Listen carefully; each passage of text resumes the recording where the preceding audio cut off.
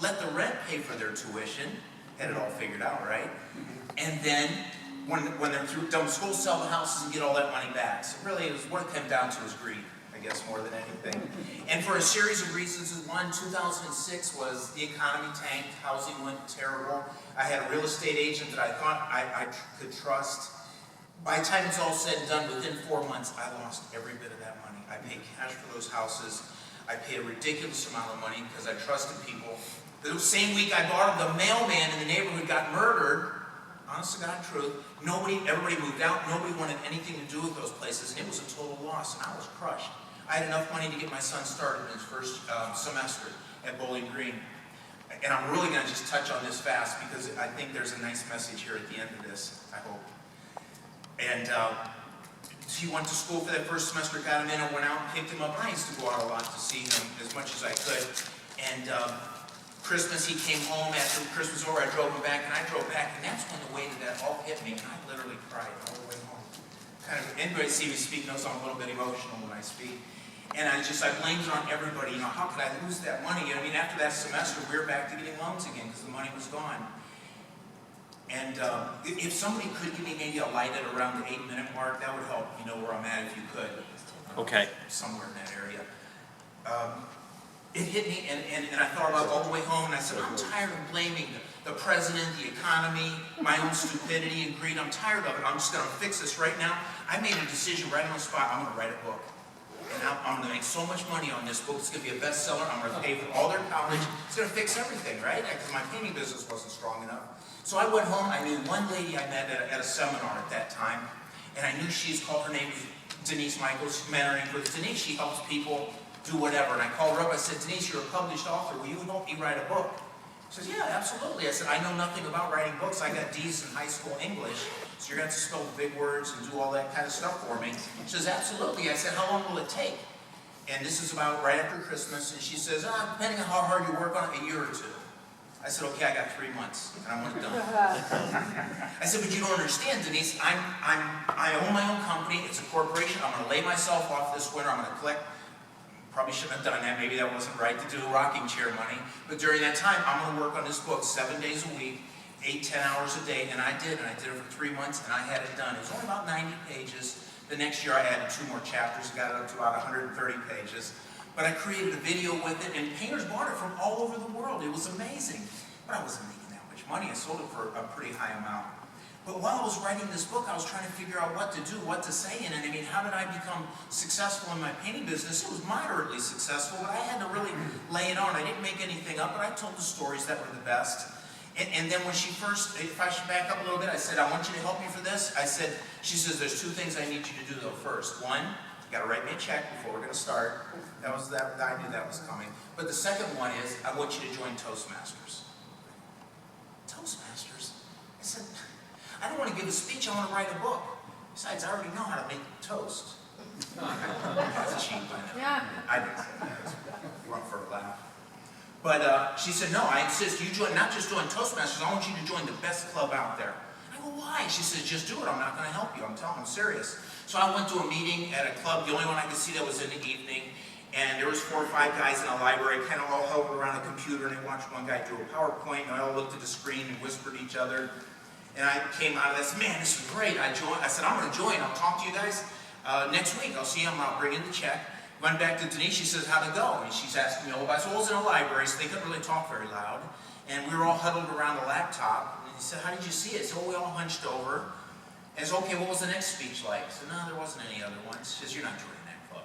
She says, I want you to find the club with all the people, the professional people, the speakers, the writers, the business people. That's the club I want you to join. And I knew which one to join. Is Jenny Lee Taylor a member here?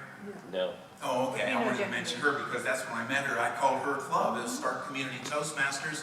And they said, come on down. And she was so nice to talk to. It was so easy to meet, just to deal with. And I came in and I sat in the back and I watched 3 speakers tell amazing stories. There were probably 30 or 40 people there. And every one of them scared me to death. And I tried to get really small back in the room. They made me come up and introduce myself, like, all of you, guess what I have to do today? So, no, I'm kidding. And I sat and I had sweaty palms, but I went up there and I talked for a minute, and scared the heck out of me. I went back home. I said, Denise, I can't join that club. These guys, man, they're pros. I can't get up and speak in front of them. I'm just a stupid house painter. I barely got through high school. I can't do it. She says, well, you're going to write a book, right? I said, yeah, I guess. She says, join that club. I joined, and they told me about this icebreaker. And this was after a couple months, and I've been watching and listening and just introducing myself each time. And even though I was a member, I was scared to death. And the icebreaker for you guys that are guests is what you start with is just a few minutes, tell a story about who you are, high points in your life. And I went home and I wrote and I wrote and I wrote, and I had 7 pages. And I'm not talking about double spaced. I wrote it out on a legal pad. Every line was filled. That whole white space on the top, the margin I wrote vertically down. I had 7 pages like that. I read through it to my wife, and she timed me. She says it was 22 minutes. And she goes, well, how long do you got to speak for? I said, well, the icebreaker is 4 to 6. So you're going to have to do some cutting. So I trimmed it down, but I went up there, and I was terrified. And I walked up with my notes, and I looked up at everybody. And I had sweaty palms and dry mouth. Still get the dry mouth. And I looked up, and I could see every person. I could still see it when I closed my eyes. They were just looking at me. You could see in their eyes, they wanted me to do well. They wanted me to succeed. You know, where I grew up, everybody wanted you to fail in the town I was in. But I could see it, and I told a story about getting married without a job. My wife didn't have a job either. I mentioned how I dropped out of college, and my wife dropped out of college, and we had children. I was afraid I couldn't pay the bills. And then I talked a little bit about going all the way to England. At that time, I was playing around with some fighting. I got a shot at a world title in England, and I brought my 10-month-old son over there with me, and I mentioned that. And then I said, 18 years later, I took him back to see a 2-hour soccer game. It was so neat to tell those stories. And then I sat down, I got a standing ovation, thinking, oh man, I must have been like the best one ever. Turns out everybody gets a standing ovation. But I came back, and then I went in, as time went on, I started telling stories more and learning more about this book I was writing, why I was successful at it, and it really came down to communicating with customers. And without really realizing it, though, I was communicating with the customers, and everybody started hiring me. It was a struggle. I looked at my customers like they were the enemy. Either they hire me and they win, and I lose, or I get the job and I win. And as it kept going on, I started to learn these people aren't the enemy. They're the actual pathway to my success. And I kept communicating my value to them, telling stories why I got into the business. And it was stuff I worked on at Toastmasters because I had a friendly environment to do that. And I felt safe there, and I didn't mind screwing up and messing up, which I did a lot. But it was okay, because everyone else did too sometimes. And everybody was really good to each other. They give you feedback about what you could have done better or worse, and it's very, very gentle, that kind of stuff. I try to be a tougher evaluator. But it just depends. When you're first starting out, everybody's really nice to each other, and they are even as you go through the process. But I kept getting better, and I kept getting busier, and I kept hiring more guys, and it got to the point where I raised my prices like 6 different times. I had so much work, I didn't want to start a second crew. I did, but I didn't like it. And I went back to one crew and just started charging more money. I know that sounds awful, but let's fast forward all the way to like 2016 or so. My daughter's a school teacher now, and she's got her master's degree, paid for, no loans, okay? My son finished his undergrad and went through law school, paid for, no loans. And you want to know how I did it? I didn't work any harder. I didn't really hire more people. And I didn't rob a bank, win the lottery, anything like that. All I did is I raised my prices. But the key to it was I learned how to communicate value to my customers, and everybody wanted to hire me. It was during all that time when I'm figuring out what to write in this book. The book, looking back at it, it's never made enough money to even support itself. But it's been pretty cool because it's opened doors for me. Magazines have let me write articles because I'm an author, my own self-published. I got to speak at our professional show all over the country, our professional organization.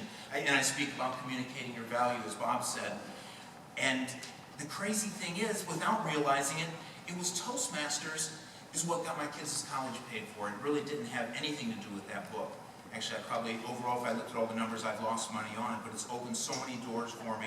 And meeting people at Toastmasters has opened so many doors for me. Getting to come here and tell my story helps me get a little bit clearer all the time.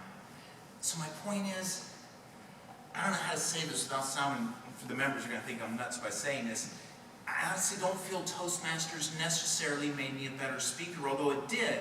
But what it really did is it gave me the courage to stand up here and just take a chance and put yourself out there.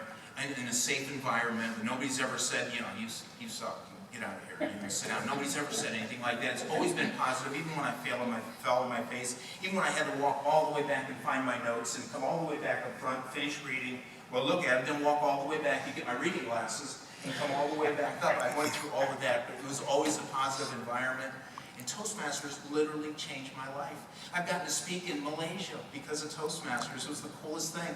And, you know, stand in front of 1,000 people, and I was the first speaker up, and every one of them looking at you. And I'll never forget this feeling, and feel like you're all alone. 1,000 people looking. I didn't know one face in the crowd, and it was so scary over there. I went by myself, and it was an experience. But if it wasn't for Toastmasters, I never could have come up here and gotten a chance to tell you the story. But I took those same stories and I went deeper yet and used those into the contest. It's those stories that's got me to the World Championships twice. Not because I'm a good speaker, I just learned how to engage with the audience and create emotions. And that red light's on, and I could talk to you about this for another half hour. And that's the one thing Toastmasters is big on, is keeping on time with everything. And we're grateful. No, that was appreciate. What I want to say is the one thing I learned. Someone told me once, you should never thank the audience. They should be thanking you. But I'm saying that's nonsense. I appreciate you all so much. It's an honor to be up here on the stage and to tell you very quickly my story.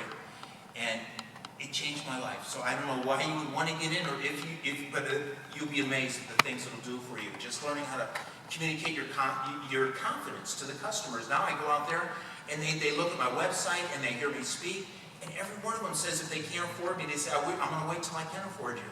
And it's all because I communicate my value with my customers, and I learned how to be really gracious with them and treat them not just like they're my friend, but my best friend. And that's been the difference. And Toastmasters has taught me that. And I wish I could go into that more, but that's my story. And I guess the message I want to leave you with is, well, the first message is never hire a painter who's got 2 kids in college. That's the one message. I said that once to a lady who had hired me to paint from our other club, and I said, I'm sorry, Judy. And the other message is, you never know how Toastmasters is going to help you. Sometimes you just got to put yourself out there and see what happens, and you'll be amazed at the doors that will open and the ways that will change your life. I mean, people I never could have planned on seeing before they, showed up in my life that I never could have figured for, and it was all because of Toastmasters. So if you're on the fence, take the chance. It's a safe environment, and it's a great organization.